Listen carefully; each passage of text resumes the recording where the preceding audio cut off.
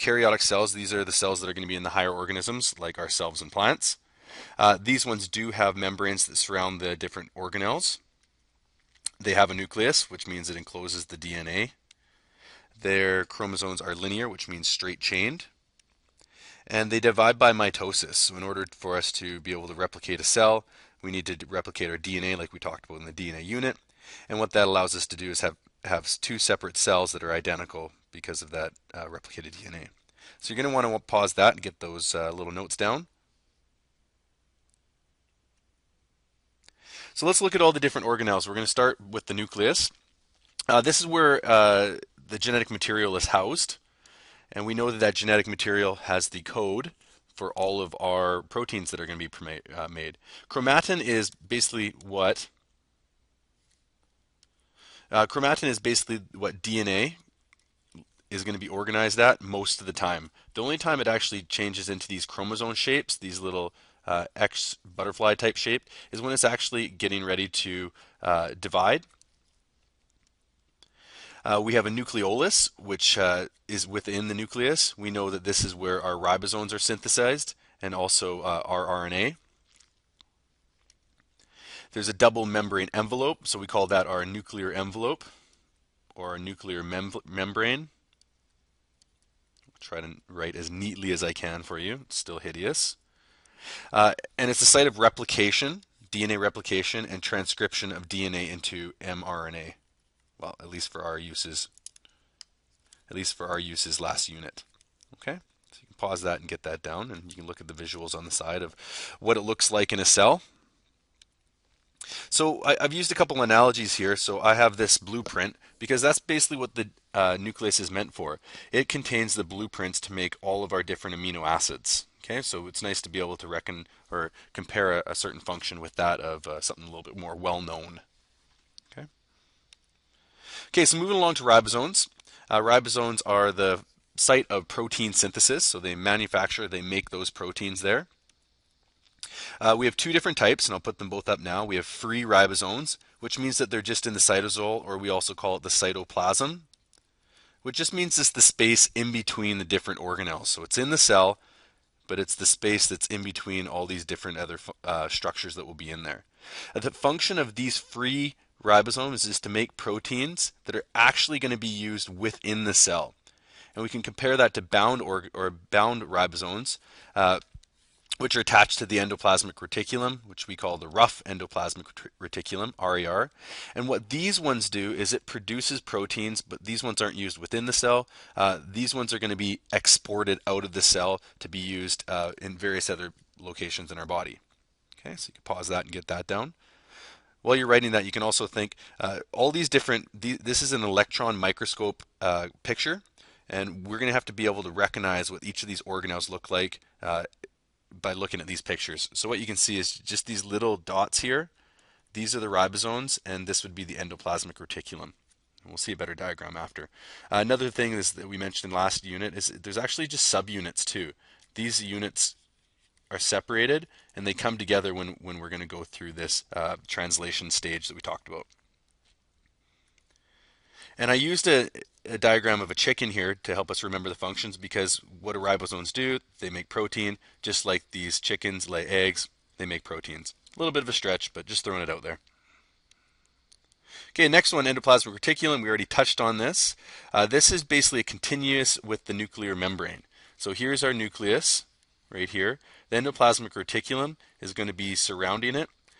Why would we want it surrounding the nucleus? Well, think about what the function of the ER is. There's ribosomes on it, what produces proteins from using the RNA, and the RNA comes from the nucleus. So it'd be nice if they're side by side.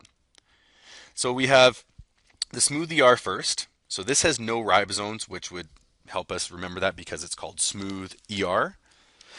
Its functions are a little bit different than rough ER. This synthesizes lipids or fats. And it also metabolizes carbohydrates, so it can help to break those down. And it also detoxifies drugs and poisons. So these are the two big ones here, synthesizing fats and detoxifying drugs and poisons. So if you think about functions, we're going to want to have a lot of these smooth ER organelles in our organs that have those functions. So if we want to detoxify things like we do in our liver, there's going to be a lot of smooth ER. Okay.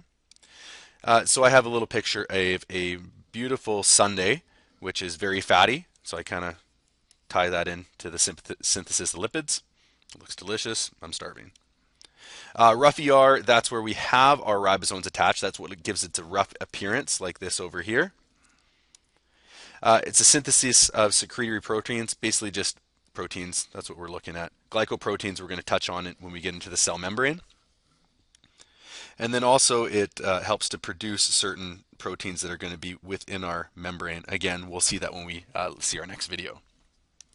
I just basically just showed us like a transit system, because for our uses in Bi-12, really the only thing we're going to be looking at about the actual rough ER part, not the ribosomes, the ER part, is it's just a network of channels to help us transport these proteins. Okay, so the Golgi apparatus, this is our next one we're looking at. This is basically where all those ER products, so those proteins and lipids, are going to be modified, stored, and then shipped. We're not going to talk much about the modification process. Just know that certain things are going to be added to that protein in order to help label it to a certain area or give it a specific function. And then it's going to be shipped. Okay. The other thing is that there's certain terminology. The cisternae, if you can see these little things here, we call those cisternae. It's just basically like flattened sacs. What they also can produce are transport vesicles. As you can see, these little round things are going to bud off. This is what carries the proteins. So it'd be like the cab that would take us from one spot to the next. We need to transport these proteins from the Golgi out of the cell, and it does that through vesicles. Another function is it creates lysosome, which is basically just a glorified vesicle. Okay. Oops, sorry. And we'll talk about what lysosomes do in a second. So basically what I have here is just all this. This is Botox, right? So we have this fat being injected where it's just storing these fats and proteins, okay? And it could be maybe a collagen injection too. So either way, it's fats and lipids that are stored here and then going to be shipped off. Painful. Okay, next one, and we just touched on it, is lysosome. What a lysosome does is that it's basically a vesicle, but instead of just transporting a protein, it holds proteins, more specifically enzymes. And these enzymes are hydrolytic, so it uses water in order to break down these macromolecules, so break down any of these big molecules that we don't want in our cells anymore. And it does it through a process called phagocytosis. And we'll talk about what phagocytosis means later in more detail, but basically it means like it just engulfs it. So it's basically like this Pac-Man that's going to eat it. So in this one, I just associate it with a vacuum cleaner, because we clean our house with a vacuum cleaner just like we clean our cells with our lysosomes. Okay, so you can pause that and get those down. Vacuoles are the next one. Excuse me. Membrane-bound sacs. They're larger than vesicles, and they kind of have a similar function. They don't transport anything, but they're just a storage container. They also take in food, like we said, through phagocytosis, and they're contractile pump. So they pump water in and out for functions that are going to be associated more with plant biology. It basically just allows plants to retain its rigid structure. And they're also, like I was just saying, they're just essential storage. So this is the big one for us. All we really care about for biology 12 is that they're able to store certain compounds in them, especially in plants, to help it maintain its structure. And I use this one, little camel, just checking to make sure that he's still got a little bit of fluid in there. It stores water is the big one, just like in our cells, it's going to store some water as well. Okay.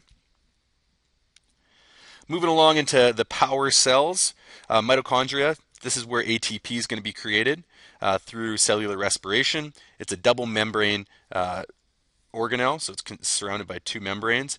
As you notice, look at the structure here. So it's this convoluted shape, and it's in order to increase its surface area. The more area there is for these cellular respiration reactions to happen, the more ATP and energy that can be produced. Thinking about some functions as well, any of the organs that are going to be associated with, or any of the structures in our cell associated with needing a lot of energy, like our muscle cells, will have a lot of this mitochondria because they need lots of energy. We have our cristae and matrix, as you can see here. Matrix is in between. The cristae are just these little convoluted tubules or sacs that we saw just a second ago. And then we have some intermembrane space just know generally what these structures are and how they facilitate this cellular respiration. Okay, so cellular respiration, just as a quick overview here, C6H12O6, which is glucose. We're going to add it to oxygen. What that produces are waste products, CO2 and H2O, and then also ATP. Okay, so you got to know that little chemical reaction. We're going to see a very similar one in a second when we look at the plants. So this is the big one. That's what gets our ATP, our energy. So the chloroplast is only found in plants. So we don't have it, unfortunately, because it'd be nice to be able to produce some energy from the sun. And a process called photosynthesis occurs. Okay, some of the different terminology we'll need to know: thylakoids, stroma, and grana, as you can see in the picture where they are. This also contains its own DNA, but the big thing here, plants use the light in order to produce some energy. So you can write that down and then we'll look at the actual chemical reaction. So this one is the complete opposite of cellular respiration. This is where plants use CO2 from the atmosphere, water from their roots, and they use that to produce waste products, and we'll put waste in quotation marks, glucose and oxygen, and it also produces some ATP. So it uses light energy to do that.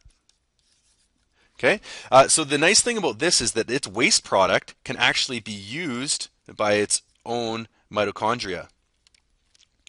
So mitochondria needs this this glucose to be involved in cellular respiration. So its waste product is actually used, so it's very efficient. Okay, so you can write that down. And there we are.